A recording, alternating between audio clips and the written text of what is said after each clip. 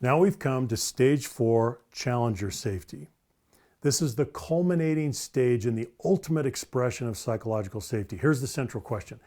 Can I challenge the status quo without retaliation or retribution, without jeopardizing my personal standing or reputation, and certainly without putting my career on the line?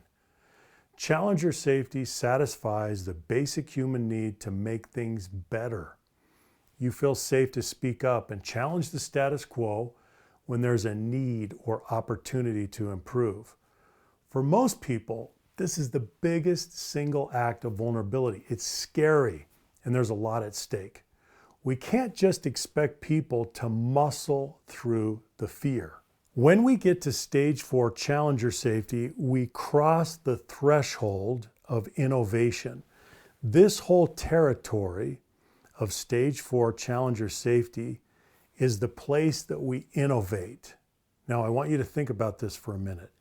Innovation, by its very nature, disrupts the status quo. It undermines the status quo. It requires that we challenge the status quo. So, how do you get to stage 4? What are the defining characteristics of a team that is demonstrating stage 4 challenger safety? Let me mention a few patterns that we see.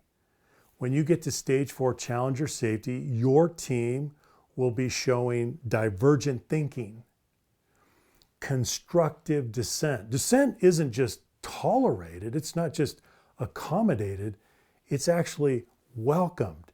It's actually rewarded. So you're going to see that pattern of constructive dissent. You're going to see tolerance for candor, a very high tolerance for candor. People are given a license to disagree, and they use that license.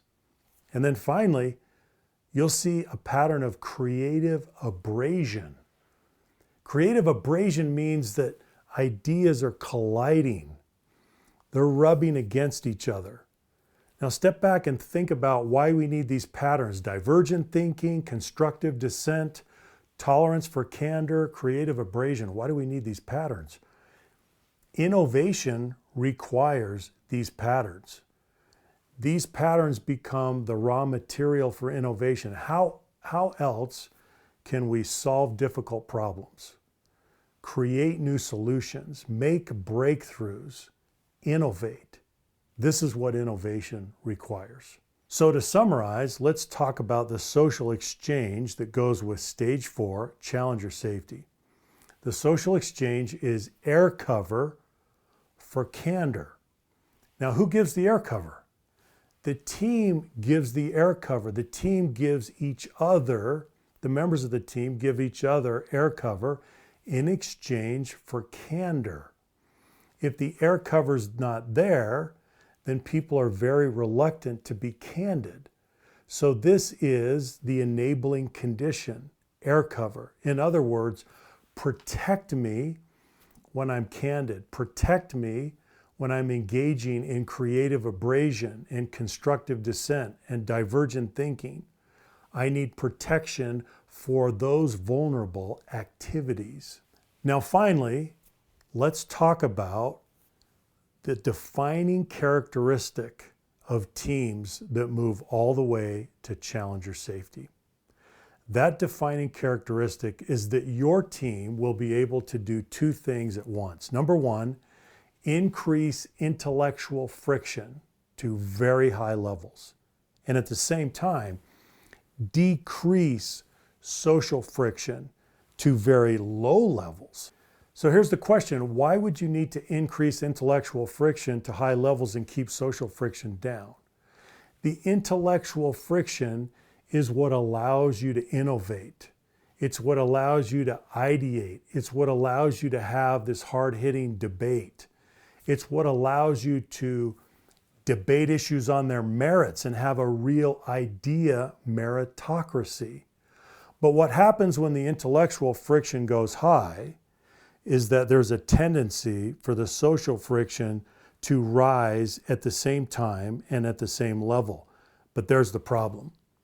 At some point, The social friction will shut down the intellectual friction. The social friction is the mortal enemy of the intellectual friction. It will shut it down. And so on teams that are able to achieve stage 4 challenger safety, they keep the intellectual friction up, they keep the social friction down. Well, let's talk about how to do that. How do you do this? This is the ultimate expression of psychological safety. This is where all of the stages come together and interact to produce this highest level of performance. We have inclusion safety, we have learner safety, we have contributor safety, and we have challenger safety. And all of that has come into expression with stage 4 challenger safety. How do you do that? Well, you've got to bring superb emotional intelligence. You've got to let go of your ego defense mechanisms. You've got to cut off your pride of authorship and bring humility to the team. Okay, let's back up. Let's think about what teams and organizations do. They only do 2 things. They engage in execution and they engage in innovation. What's execution? Execution is creating and delivering value today based on the business model, based on the operating model, based on the strategy. What's innovation? Innovation is figuring out how you will create and deliver value tomorrow. These are the only 2 things that you do, execution and innovation. Well, what if you can't do innovation? What if you only do execution? You're not going to be around very long. You're going to grow obsolete and irrelevant very quickly. So what I'm trying to say is that stage 4, challenger safety, becomes your adaptive capacity as a team and as an organization. It's what will allow you to adapt to a dynamic, hyper-competitive, unforgiving environment. Remember what we said at the beginning. Innovation is the lifeblood of growth. It is the capacity to adapt to your environment. If your team is going to perform and innovate and stay relevant in the 21st century, you need to be able to create, nurture, foster, and maintain stage 4 challenger safety.